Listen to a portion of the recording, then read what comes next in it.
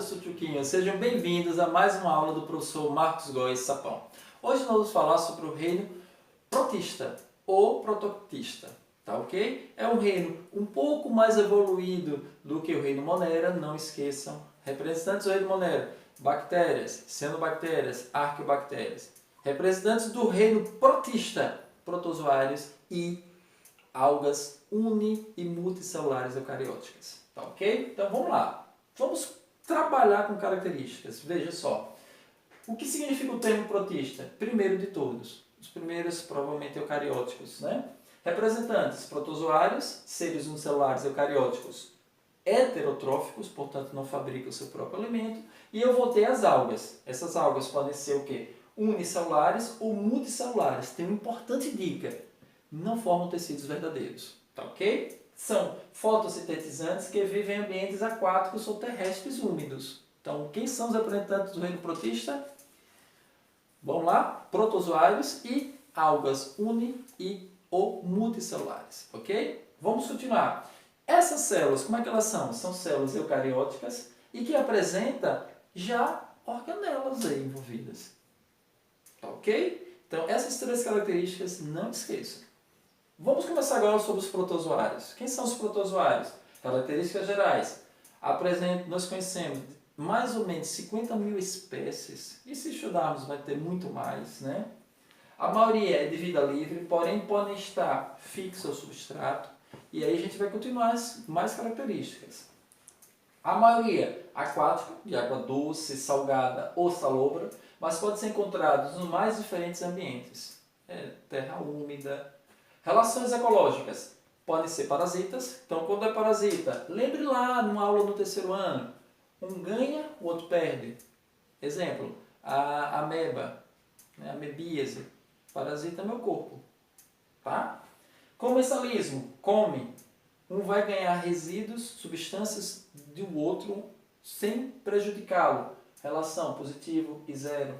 E na relação mutualismo, eu tenho ambos ganhando. Exemplo clássico, a presença de protozoários dentro daqueles cupins.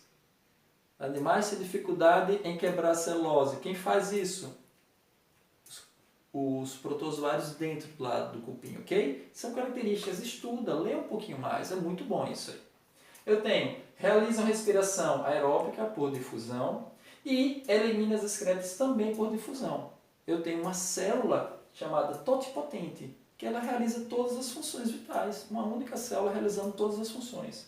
E aí, normalmente possui núcleo. Mas você pode ter dois, como é o caso, por exemplo, nessa ilustração aqui. Eu tenho o famoso paramécio, ó, cheio de cílios, com um macronúcleo e um micronúcleo. E eu tenho o vacúolo contrátil, ou pulsátil, que tem a ver com osmose, controle osmótico.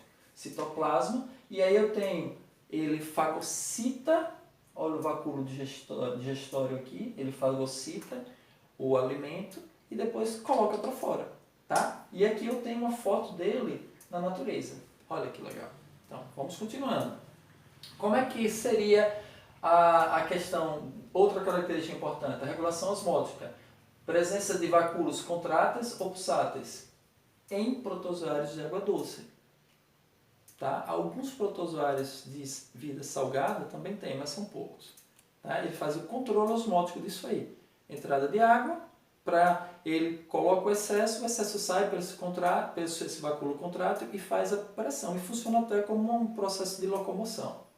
Eu tenho uma reprodução, ela pode ser assexuada, né? É o caso da divisão binária, da esporulação e brotamento, e pode ser sexuada. Conjugação, ou singamia, ou copulação. Tá? Vamos lá. Classificação dos protozoários. É interessante a gente falar isso. Não existe uma unanimidade entre os autores, mas basicamente pelas estruturas de locomoção. Então, locomoção é um fator que dá classificação aos protozoários. Eu começaria pelos ameboides. Como é que seriam os ameboides? Possuem falsos pés, pseudópodes. Eles vivem de vida livre ou parasitas. Existe um envoltório protetor para dar uma resistência a eles. E a reprodução também é assexuada ou assexuada. Então vamos lá, vamos mostrar um para vocês. Aqui eu tenho a famosa ameba, né? Causadora da amebíase. Eu tenho exemplos, as amebas, né? Radiolarios.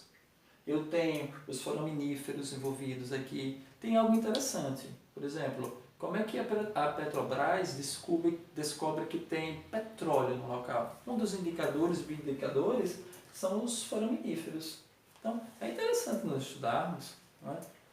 Então, eu entro na área de geografia, quem é o ouro negro? É o petróleo. Como é que eu tenho certeza que ele tem ou não? Uma das análises é estudando o protozoário e o foraminífero. Né? Eles são presentes no zooplâncton. Estão ali fazendo parte da cadeia alimentar. Tá? Então vamos continuar. Um segundo grupo que nós temos são os flagelados. Esses podem ter um ou dois flagelos ou até dezenas de flagelos. São de vida livre, parasitas ou mutualistas. Então eu tenho aqui um flagelado muito conhecido, é o Trypanosoma cruzi, causador da doença de Chagas. Uma doença endêmica, acontece em certas regiões do Brasil, no norte e nordeste, né? Já que é uma questão sobre o Trypanosoma cruzi. Então, é interessante estudarmos sobre isso. Vamos lá? Continuando, nós vamos encontrar agora os ciliados, lembra? Os ameboides, os flagelados e um terceiro grupo, os ciliados. Possuem cílios, pequenas estruturas ao redor da célula, quase todos de vida livre, uma minoria parasita. Como ciliados, como eu falei para vocês, você tem o paramécio. Tá? Vamos continuando. Eu tenho agora os esporozoários, aí você tem nenhuma estrutura locomotora, nem a presença de vacúolos pulsáteis. A grande maioria endoparasitas. Olha o Plasmodium vivax aqui. O causador da malária. Afeta as células vermelhas do nosso corpo. Tá? Então, estuda isso, é interessante. Lembre que o Enem ele trabalha muito utilizando questões sobre doenças. Biologia traz muito isso. Então, lembrando, uma tabela sobre vírus, uma tabela trazendo doenças sobre bactérias, sobre protozoários, para o aluno é muito bom. Então, a gente em sala de aula, lá no segundo ano, a gente trabalha muito com isso.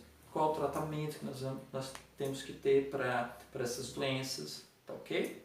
Vamos continuando. E, finalmente, a gente vai encontrar as algas protistas. É interessante a gente falar aqui que nessa classificação aqui nós temos muitas dificuldades taxonômicas. Tá? Antigamente, algumas algas desse filo, desse reino, estavam lá juntos com o reino Plant. Aí foram transferidos para cá. Então eu tinha as famosas plantas talófitas, né? Só que aí eles descobriram que eram mais primitivos e trouxeram para o reino protista. Mas a gente precisa analisar muito mais isso, tá? Então aí nós temos, como características principais, presença de uma única célula ou sendo multicelulares, e aí a gente chama atenção. Esses protozoários, formando até quilômetros, não possuem tecidos verdadeiros. E lembre disso. Tá? No reino planta você vai ver tecido merismático, tecido parenquimático, esclerenquimático. Aqui não. Aqui eles formam grandes talos. Microscópicos ou macroscópicas. Vivem em lagos, rios, solos úmidos, casca de árvores e nos oceanos. Importantes na cadeia alimentar, muito importante, fazendo parte do fitoplâncton. Qual a importância de tocar nesse assunto? Grande parte do que é produzido diariamente no planeta Terra de oxigênio é produzido aqui. Tá? Durante o dia feito, isso migra dos oceanos para a Terra. Então a gente tem que ter a importância dele. Então é muito grande. Quando eu falar sobre essas plantas aqui, desculpe, sobre essas algas, a importância na produção de alimentos, na cadeia alimentar e na produção de oxigênio. Ok? Responsável pela maior produção do oxigênio liberado diariamente na biosfera. Então, essas algas são importantíssimas na alimentação, até na alimentação, né? Quem come o sushi mesmo, produção de oxigênio. Muitos animais sobrevivem utilizando, se alimentando do fitoplâncton. Então, leva isso. Um aluno do segundo ano não pode esquecer, tá ok? E aí a gente vai dar exemplos de algas unicelulares e multicelulares. Eu tenho aqui a classificação, as euglenófitas, as euglenas, os bacilolariófitas, que são as famosas algas com carapaças de sílica, as famosas diatomáceas, que o homem utiliza para fazer tijolos. As pirrófitas, os dinoflagelados, preste muita atenção. Novamente, a gente falou lá sobre as algas, lembra? A floração, processo de eutrofização. Olha um outro processo que a gente precisa ter cuidado. A maré vermelha. A superprodução de pirrófitas. Essas pirrófitas se proliferam altamente ali e produzem toxinas e contaminam o meio aquático. E o processo de bioluminescência. Essas algas também produzem uma luz, né? Elas produzem uma iluminação. Tá? As clorófitas, que são as algas verdes, provavelmente um dos primeiros elos para as plantas saírem da água e irem para a terra. Né? Eu tenho as rodófitas, que são as algas vermelhas, e aí você tem o agar e algumas substâncias envolvidas. No caso do agar, é interessante, né? É o meio de cultura, nos estudos com bactérias. Então, veja o que eu retiro dessas algas, qual a importância dela. As feófitas, que é as algas pardas. Então, quando a gente trabalhar o reino protista ou protoctista, não esqueçam isso. Quem são os representantes? O que ele tem de diferente do reino monera? Tá ok? Isso é bom, fazer exercícios, ler bastante. Então, quando a gente fala problemas ambientais, qual a importância dessas algas? Produção de oxigênio, faz parte da cadeia alimentar do talassociclo. Então, estudem. É algo que pode cair no Enem.